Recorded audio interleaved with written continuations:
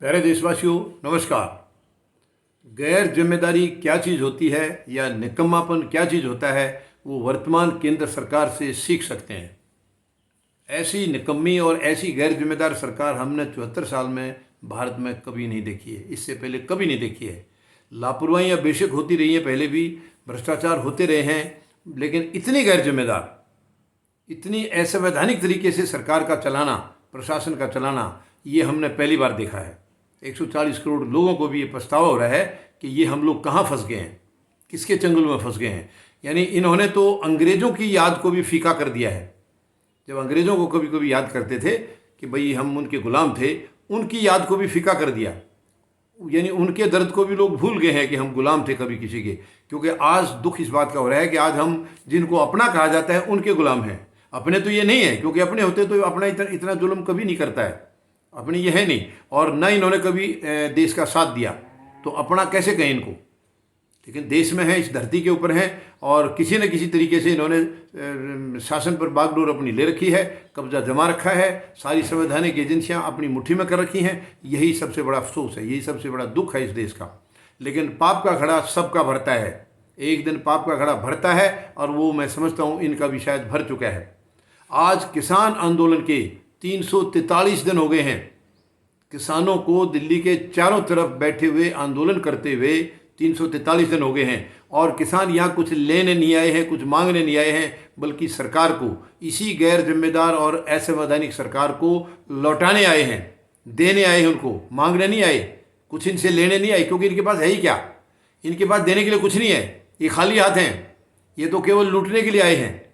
बहुत कुछ लूट चुके हैं, ये बहुत कुछ लूट चुके हैं देश का। ये केवल लूटने आए हैं, इनके पास देने के लिए कुछ नहीं है। अगर देने के है तो ये केवल अपनी पार्टी को, अपने पार्टी के नेताओं को, या उद्योग घराने हैं, वो भी सारे नहीं, केवल 3, उनको, उनके लिए देने के लिए है इनके पास। उनको देने के लिए इनके पास सब कुछ है। पूरा देश उनके हवाले करने की सोच रहे हैं। ये पूरा देश यानी उनके चरणों में डालने की कोशिश कर रहे हैं। ये कैसे हो सकता है? 140 करोड़ लोग इतने कमज़ोर नहीं हैं। हालांकि 140 करोड़ लोगों की भी सारी आने की ज़रूरत नहीं। अब किसान ने इनको जो दिखा दी है इनकी औकात, शायद यही काफ़ी है। हालांकि किसान अकेला नहीं है, किसानों के साथ पूरे 140 करोड़ लोग खड़े हैं, मगर हिम्मत जो है वो किसानों ने दिखाई है। इस सरकार की गलत नीतियों का सामना किया है तो किसान वर्ग ने किया है, और किसी में साहस नहीं था। इतने दिन से ये मतलब धंधलेबाजी से, तानाशाही से सरकार चलाते आ रहे थे, जो मर्जी कर रहे थे। पूरा देश उसको, चाहे वो मजबूरी में लगा लो या डर के लगा लो या कैसे भी लगा लो, पूरा देश चुपचाप बैठा था। इनके आगे आवाज़ उठाने की किसी की हिम्मत नहीं हुई थी। किसी ने इनका विरोध नहीं किया, न इनकी पार्टी के नेताओं ने, न ही देशवासियों ने। पहली बार झटका इनको लगा है जब किसान ने इनका रास्ता रोका है, क्योंकि किसान की बर्बादी का फरमान इन्होंने सुना दिया था, वो भी धोखा दे के, मतलब जालसाजी के तहत, साजिश के तहत। 3 कृषि कानून पिछले साल महामारी की आड़ में 5 जून को लाए थे ये, और ये कहा गया था कि ये हम किसान को तोहफा दे रहे हैं, इससे किसान की आमदनी दुगनी हो जाएगी। मगर जब हकीकत में जब किसानों ने देखा, उसे पढ़ा, तो पता लगा दुगनी छोड़िए, आधी भी नहीं रहेगी, और ये फसल भी, ज़मीन भी इनकी जाती रहेगी।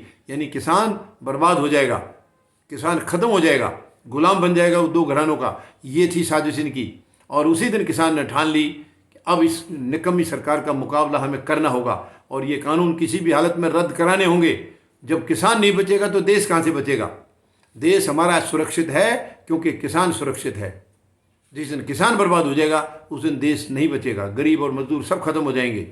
तो उन्हीं को बचाने के लिए किसान ने उसी दिन से आंदोलन शुरू कर दिया। तो 2.5 महीने ये हरियाणा और पंजाब में आंदोलन करते रहे, लेकिन इस गैर जिम्मेदार सरकार को कुछ दिखाई नहीं दिया, इतनी दूर से कुछ दिखाई नहीं दिया। फिर किसान दिल्ली की तरफ कूच किया किसानों ने, और दिल्ली की तरफ कूच करने के बाद दिल्ली की सीमाओं तक पहुंचते पहुंचते बहुत बड़े संघर्ष का सामना करना पड़ा किसानों को। रास्ते में एक निकम्मी सरकार और थी, निकम्मी सरकार हरियाणा की। बहुत गलत सलूक किया है उस सरकार ने। इस सरकार को भी इसकी कीमत चुकानी होगी। हरियाणा की सरकार को भी कीमत चुकानी होगी किसानों के साथ जो अत्याचार उन्होंने किया है। सड़कें खोद दी हैं, गड्ढे खोद दिए सड़कों में, और पानी की बौछारें, बैरिकेड्स, क्या नहीं किया हरियाणा की सरकार ने, क्या नहीं किया किसानों को रोकने के लिए। लेकिन किसान वर्ग एक ऐसा है, वो किसी गलत तरीके से रोकने से नहीं रुकता है। किसान केवल प्यार का भूखा है, प्रेम का भूखा है किसान। तानाशाही किसान नहीं समझता है। तानाशाही के आगे कभी किसान झुका नहीं है। इतिहास है ये, इतिहास गवाह है, किसानों ने आज तक कभी किसी तानाशाही की परवाह नहीं की है, और जो सही है उसको किसानों ने कहा है और उसको करा के माना है सरकारों से। ये पहली गैर जिम्मेदार सरकार है जो इतना लंबा टाइम खींच दिया। हालांकि ये नहीं है कि ये नहीं करेंगे, इनकी क्या औकात है, ये नहीं करेंगे। ये देश के मालिक नहीं है, ये देश के इनके बाप दादा का नहीं है देश, ये संपत्ति देश इनकी नहीं है, 140 करोड़ लोगों की है। तो ये कौन होते हैं? देश को गुलाम बना रखा है केवल इसलिए क्योंकि संवैधानिक ताकत जो है इन्होंने गलत तरीके से ले रखी है।